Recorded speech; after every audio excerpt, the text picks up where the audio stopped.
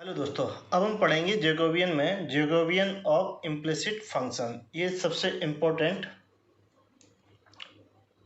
Property मान लेते हैं, वेरी वेरी इम्पोर्टेंट, क्योंकि इस प्रॉपर्टी से हम किसी भी फंक्शन का जो है जैकोबियन निकाल सकते हैं। कोई अगर सिर्फ हम अगर यही वाला फार्मूला याद है तो हम किसी भी फंक्शन का वो जैकोबियन निकाल सकते हैं, इसीलिए ये सबसे ज़्यादा इम्पोर्टेंट प्रॉपर्टी है। तो स्टेटमेंट है, the variables x, y, u, v are connected by implicit function. तो जो x, y, u, v जो इम्प्लिसिट फंक्शन होंगे वो क्या होंगे, f1 x, y, u, v बराबर 0, इसे वन इक्वेशन मान लिया। f2 x, y, u, v बराबर 0, इसे सेकंड फंक्शन मान लिया। मतलब दो फंक्शन के रूप में लिखा गया है, और भी हो सकते हैं। तो ये हम दो के लिए यहाँ फार्मूला ड्राइव करेंगे, where u, v are the implicit function of x, y। यहाँ u और v क्या है, इम्प्लिसिट फंक्शन। स्पष्ट रूप से में क्या होता है, रिलेशन नहीं दे रखा होता, जबकि हमने पढ़ा है u बराबर समथिंग, कुछ ना कुछ रिलेशन दे रखा हुआ है। इसमें क्या होगा, स्पष्ट रूप से वो रिलेशन नहीं दे रखा होता पर्टिकुलर में। जैसे क्या है कि एक डिपेंडेंट वेरिएबल होता है, एक इंडिपेंडेंट वेरिएबल होता है, उस तरीके से हमको इसमें रिलेशन नहीं मिलेगा। तो डिफ्रेंशिएटिंग, तो पहली वाली जो इक्वेशन है फर्स्ट, और दूसरी वाली, इसको x और y के सापेक्ष डिफ्रेंशिएट कर देते हैं।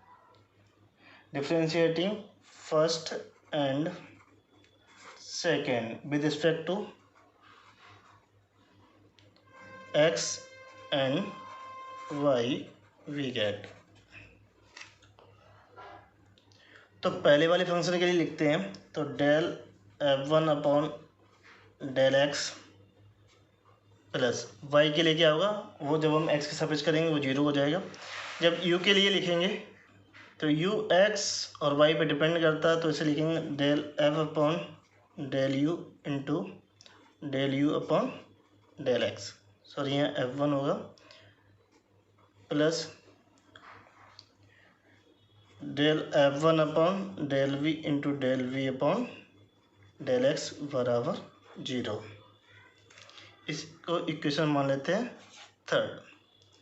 इसी प्रकार y के लिए, तो del f1 upon del y, x के लिए 0 हो जाएगा, और डेल f1 अपॉन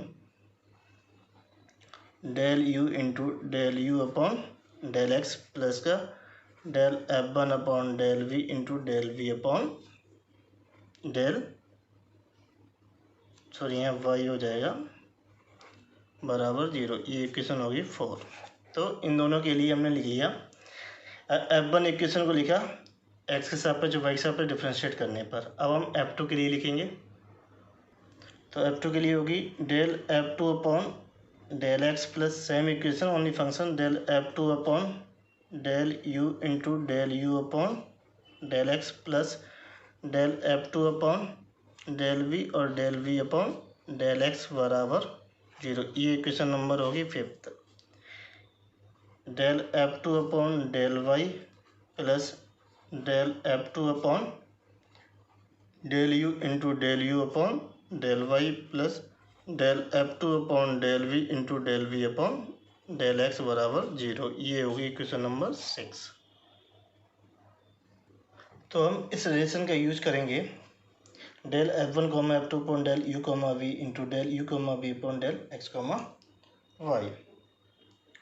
तो जो हमारी सेकेंड प्रॉपर्टी थी उसका यहाँ इस तरीके से यूज़ किया गया इस रिलेशन को फाइंड करने के लिए, या इसका फार्मूला फाइंड करने के लिए। तो सबसे पहले del f1 f2 u v function रखते हैं, del f1 upon del u, del f1 upon del v, del f2 upon del u और del f2 upon del v into del u upon del x, del u upon del y, del v upon del x और del v upon del y।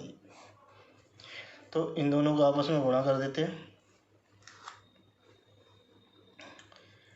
तो ये first row first column, तो हमें मिल जाएगा del f1 upon del u into del you upon del x plus का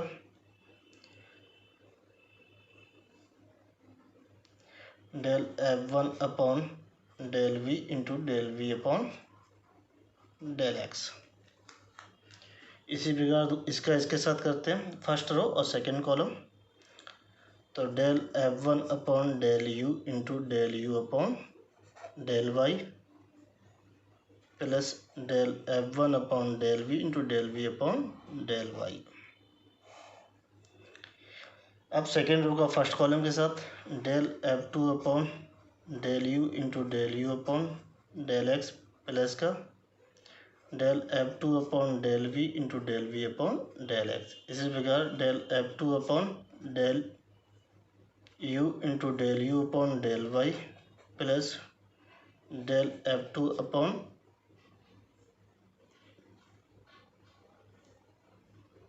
del we into del we upon del Y.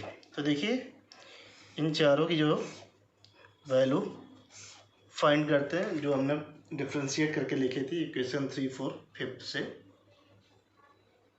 तो ये del F1 comma F2 upon del you comma we into del you comma we upon del x comma Y.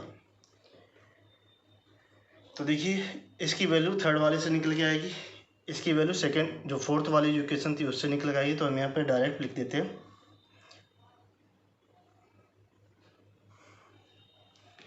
पहली वाली आएगी del F1 upon del x, दूसरी वाली की आएगी minus del F1 upon del Y, दूसरी वाले के लिए आएगी minus del F2 upon del X, इसके लिए आएगी minus del F2 upon del Y. तो देखिए पहली वाली रो से क्या है, -1 कॉमन लेंगे, दूसरी वाली रो से -1 कॉमन लेंगे तो क्या निकल के आ जाएगा -1 की पावर 2। और यहाँ पे आ जाएगा del F1 upon del x, ये del F1 upon del y, del F2 upon del x और ये del F2 upon del Y.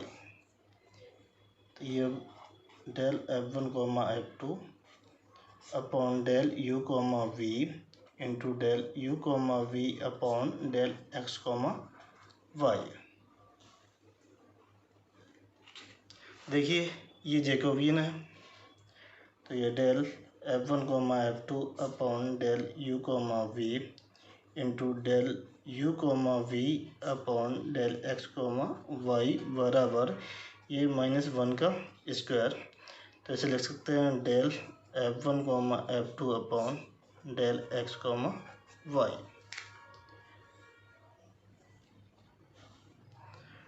तो del you comma we upon del x comma y बराबर -1 का square del F1 comma F2 upon del x comma y upon del F1 comma F2 upon del you comma v. ये आया निकाल, हमें Jacobian निकालना है you we का, तो हमें इस वाले फार्मूले का यूज करना है।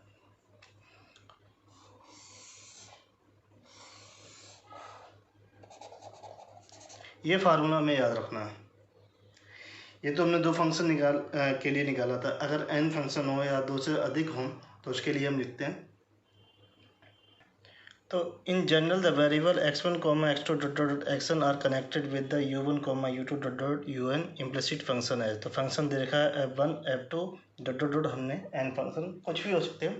तो पहला फंक्शन f1 बराबर x1 x2 dot xn u1 u2 dot un बराबर 0 का। इसी प्रकार f2 भी होगा, इसी प्रकार जो भी फंक्शन लिखे जाएंगे n लिखा है। तो इनके लिए जो जैकोबियन जो जनरल फार्मूला निकल के आएगा तो वो आ जाएगा del u u2 dot un upon del x1 x2 dot xn बराबर -1 की power n del f1 f2 dot fn